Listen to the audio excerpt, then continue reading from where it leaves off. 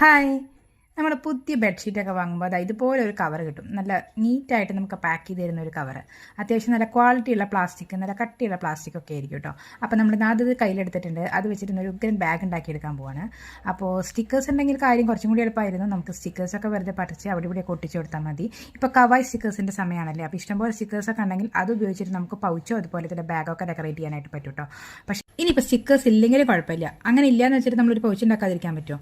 അപ്പോൾ അതായത് ഇതുപോലെ പഴയ വല്ല ബർത്ത്ഡേ കാർഡോ അതല്ലെങ്കിൽ വല്ല വിഷ് കാർഡൊക്കെ നമ്മുടെ കയ്യിലുണ്ടെങ്കിൽ ആ കാർഡിൽ നിന്ന് ഇതുപോലെയുള്ള പിക്ചേഴ്സൊക്കെ നമുക്ക് വെട്ടിയെടുക്കാൻ പറ്റും കേട്ടോ.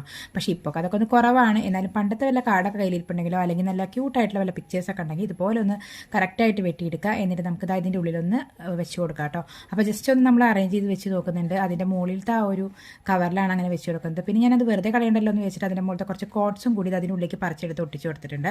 സൈഡിലും കൂടി നമ്മളിതാ ഒന്ന് ഡെക്കറേറ്റ് ചെയ്ത് കൊടുത്തിട്ടുണ്ട് കേട്ടോ.